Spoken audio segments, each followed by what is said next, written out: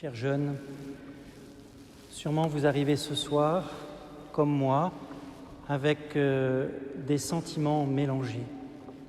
Sûrement d'abord l'envie de faire la fête, nous en avons bien besoin en ce moment, d'autant que nous sommes dans un jour solennel, la fête bienheureuse de tous les saints. Et en même temps, notre cœur est triste, endolori, endeuillé en raison de l'actualité. Puisque notre liturgie n'est pas hors sol, déconnectée de la vie des hommes, je vous propose que nous commencions par évoquer l'actualité que nous avons tous à l'esprit, non pas pour nous y enfermer, mais peut-être pour arriver à prendre du recul et à mieux la vivre. Et tout cela à la lumière des textes bibliques qui nous sont donnés aujourd'hui. D'abord, quelques mots sur l'actualité. Nous nous souvenons de cet enchaînement dramatique des faits. Il y a un peu plus de 5 ans, le journal Charlie Hebdo publiait des caricatures de Mahomet. Quelque temps après, des islamistes ont fait un carnage à la rédaction du journal.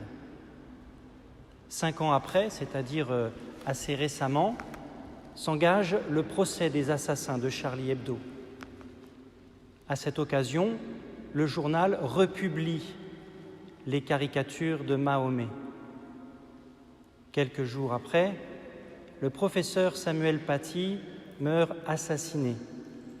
Quelques jours après, à l'occasion d'un hommage au professeur, des élus de la République jugent bon de projeter, comme sur écran géant, sur les façades de certains bâtiments de leur ville, ces mêmes caricatures qui fâchent. Quelques jours après, 3 de nos frères et sœurs meurent dans une église à Nice. À quel jeu joue-t-on ? Je suis triste de voir que certains caricaturent la liberté d'expression pour en faire une sorte de licence de dire tout et n'importe comment, sans sagesse ni prudence. La liberté d'expression ne doit-elle pas être gouvernée et cadrée par la charité, par la recherche de la vérité, par le souci du bien commun et donc de la paix et le sens de la responsabilité? Nous savons bien que dans notre beau pays, avec cette laïcité qui est un projet délicat, ambitieux, qui veut permettre à des citoyens de convictions religieuses, spirituelles ou philosophiques diverses d'habiter paisiblement ensemble, nous savons bien, et heureusement, que la liberté d'expression doit accepter certaines limites. Par exemple, il ne m'est pas permis, quand bien même je le voudrais, mais je vous rassure, ce n'est pas mon genre, d'exciter les foules à la haine. Je n'en ai pas le droit. L'État m'impose une limite. Si vous qui êtes citoyen, vous brûlez le drapeau français sur la place publique, vous encourez 7 500 € d'amende et 6 mois de prison. Pourquoi ? Parce que nous sommes des êtres symboliques. Nous avons besoin de manier des symboles qui disent plus qu'eux-mêmes. Ainsi, quand vous brûlez un tissu bleu, blanc, rouge, vous ne faites pas que détruire un torchon, vous manifestez une sorte de haine contre la République et la nation. Il y a quelques années, à l'occasion d'un match de football, le père Florent n'y était pas, mais le président Jacques Chirac y était, la Marseillaise a été sifflée. Le président a quitté la tribune présidentielle et demandé des excuses officielles. Parce que siffler la Marseillaise, c'est pas juste dire qu'on n'aime pas la chanson, vous comprenez bien. C'est manifester de l'irrespect envers le peuple français. Le droit prévoit donc des limites à la liberté d'expression. Et je m'interroge, quand bien même le droit ne pourrait pas tout réguler, le bon sens ne commande-t-il pas un peu de modération quand même? Bien sûr, quand on caricature Mahomet, ou quand on caricature le pape François ou le pape Benoît avant lui, et qu'on procède par le dessin à des amalgames odieux, forcément, le propos est offensant pour des millions de croyants. Ce n'est pas anodin que de toucher au symbole. Et quand on sait que dans le monde, beaucoup d'hommes ont le cœur blessé, sont susceptibles, et qu'un certain nombre en plus sont endoctrinés et fanatisés, il ne faut pas s'étonner des résultats. Certes, disons-le, que les propos soient offensants, on le comprend, mais cela nous appartient à nous d'être offensés ou de ne pas l'être. C'est notre liberté. Nous avons le choix. Soit nous nous sentons agressés, soit nous ne le sommes pas. On peut réprouver la caricature sans s'emporter dans la colère. Comme le disait si bien Monseigneur Éric de Moulin-Beaufort, le président de la Conférence d'évêques ces jours-ci, c'est le propre de l'âme religieuse, et j'espère que ce n'est pas que le propre de l'âme religieuse, que de s'élever et donc de prendre un peu de recul. Et il rapportait cette expression populaire qui donne à penser « La bave du crapaud n'atteint pas la blanche colombe ». Alors oui, un peu de modération serait bienvenue dans l'exercice de la liberté d'expression pour qu'elle ne se caricature pas en licence de dire n'importe quoi. Et en même temps, ne nous laissons pas prendre au piège. Prenons de la hauteur et du recul. À propos de liberté, faut-il dire, cela va sans dire, mais redisons-le quand même, que la liberté ne peut être un permis de tuer. Et soyons clairs, Dieu n'a pas besoin de mercenaires. Le trait caricatural de la plume, aussi méprisant soit-il, ne saurait justifier le trait du couteau. À quel jeu joue-t-on? Certains allument des feux que d'autres essayent d'éteindre en faisant couler le sang. Dans ce contexte, réentendons ces paroles du Prince de la paix. « Heureux si l'on vous insulte, heureux si l'on vous persécute, et si l'on dit du mal contre vous à cause de moi. Nous ne tomberons pas dans le piège, dans le cercle vicieux de la violence qui conduit à l'outrance et de l'outrance qui conduit à la violence. » J'en viens donc, sur fond de cette actualité, à cette espérance magnifique qui se dessine sous nos yeux, en particulier dans le livre de l'Apocalypse. Nous avons vu dans l'actualité qu'il y a ceux qui versent le sang des autres pour donner la mort, et puis il y a Jésus le Christ qui verse son propre sang pour nous donner la vie.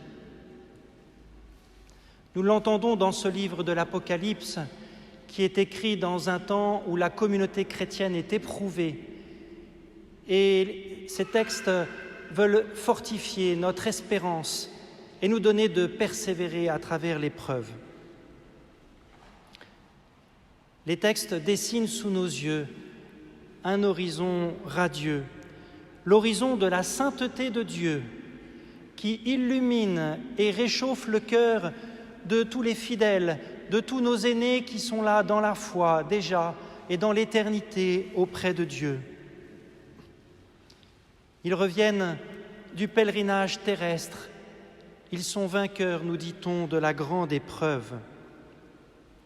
Et voilà l'expression qui est d'une puissance visuelle incroyable, qui nous dit comment ils en sont arrivés là.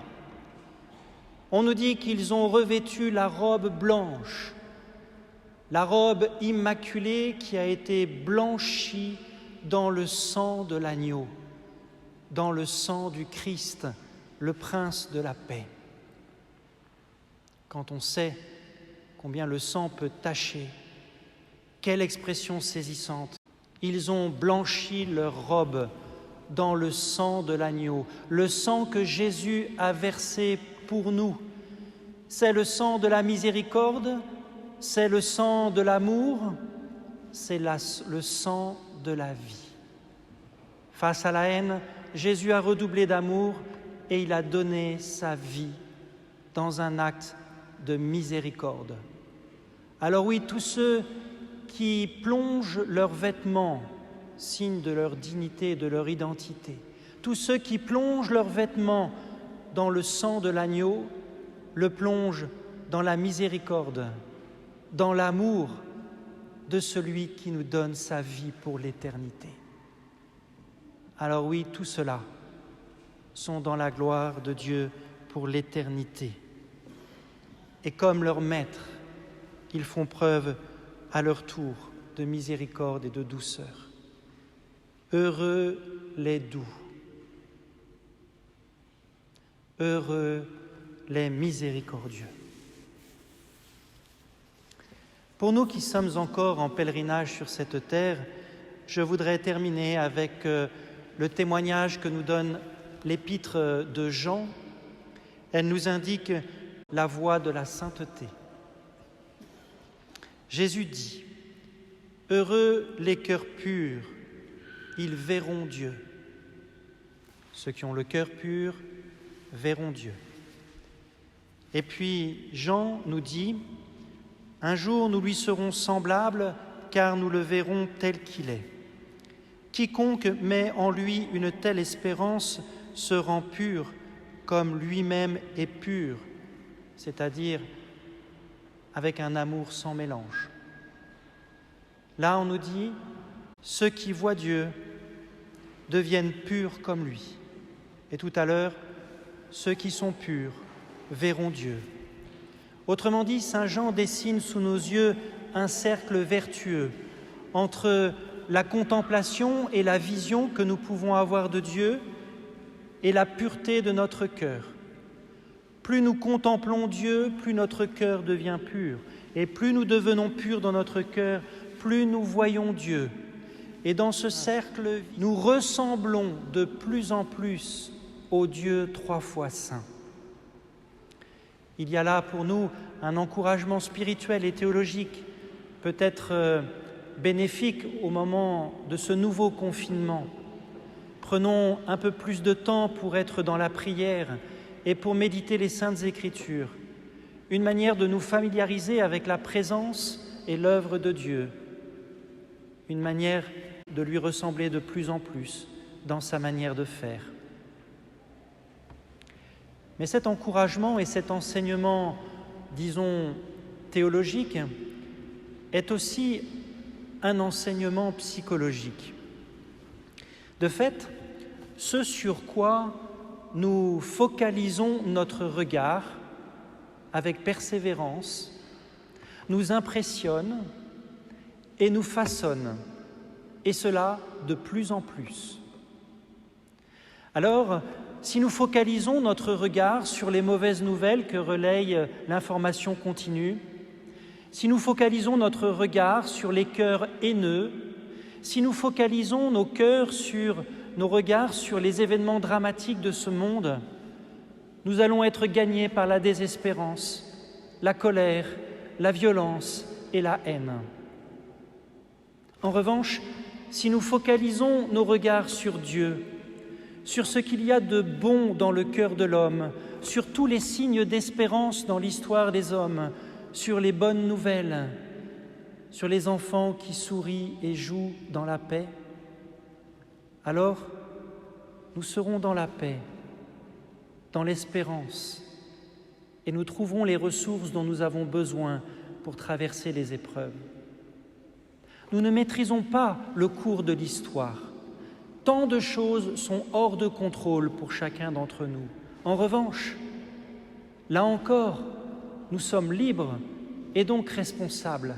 Nous avons le choix de choisir sur quoi nous allons nous focaliser. Alors, pour terminer, je vous relis simplement 2 citations de saint Paul qui sont comme l'indication du chemin de sainteté. Que le Seigneur vous donne, entre vous et à l'égard de tous les hommes, un amour de plus en plus intense et débordant. Recherchons ce qui contribue à la paix et ce qui construit les relations mutuelles.